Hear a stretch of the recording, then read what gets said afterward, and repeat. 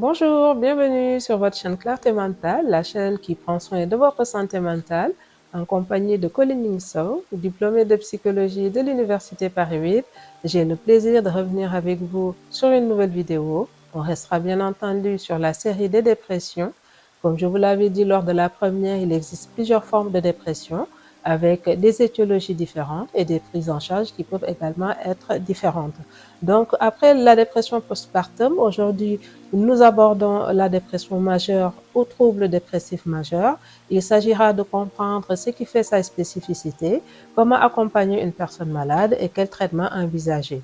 Donc, les symptômes.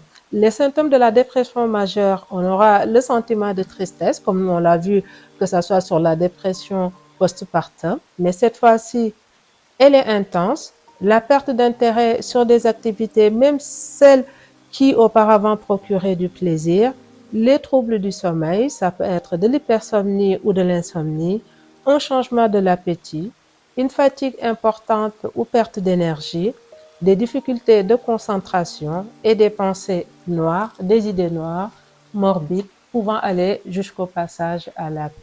Donc, ce qui fait la spécificité de la dépression majeure, c'est surtout la durée.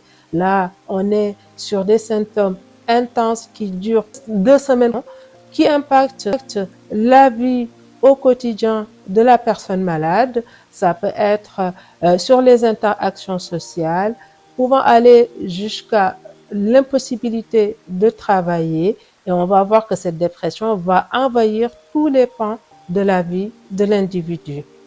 On peut avoir des épisodes récurrents avec des comorbidités. Il faut comprendre les maladies qui peuvent l'aggraver, l'usage de substances parfois et bien d'autres facteurs qui vont rendre le pronostic beaucoup plus complexe et beaucoup plus critique.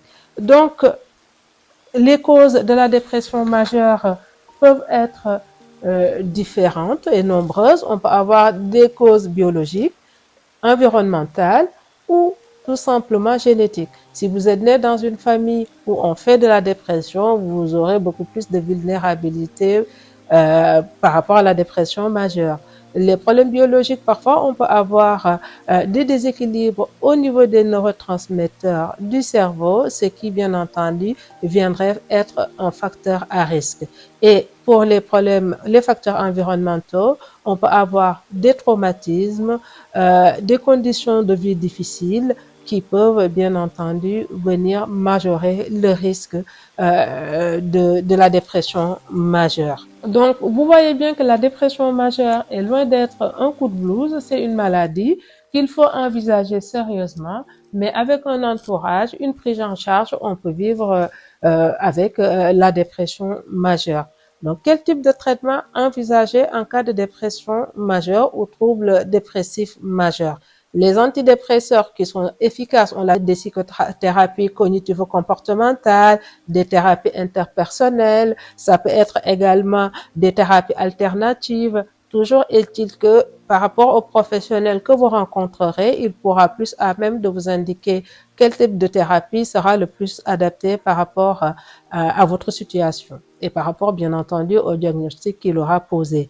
Aussi, changer de mode de vie. Je vous l'ai dit la dernière fois, lors de la première, qu'il était important de mettre en place des routines, d'envisager aussi des pratiques douces. Ça peut être la méditation. La méditation va favoriser la pleine conscience. Le sport, on en avait parlé, les hormones sécrétées par le cerveau vont venir augmenter l'estime que vous avez de vous-même et vous donner donc la possibilité de vous battre davantage. Donc, n'hésitez pas, pourquoi pas de la marche méditative. Essayez en tout cas de faire de sorte que tous les jours, vous prenez en main votre santé mentale en ayant des pratiques saines qui vous permettent, bien entendu, de mieux prendre en charge votre santé mentale.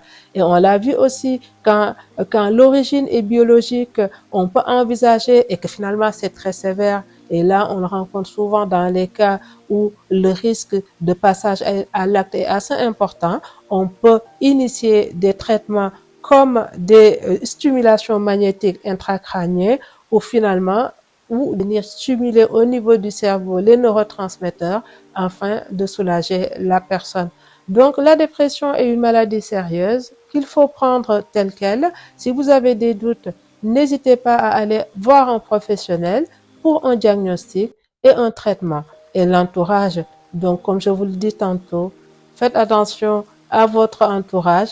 Soyez la personne bienveillante qui tend la main, qui écoute sans jugement et ça peut vraiment soulager la personne malade. Et aussi, avoir le réflexe d'aller voir un professionnel.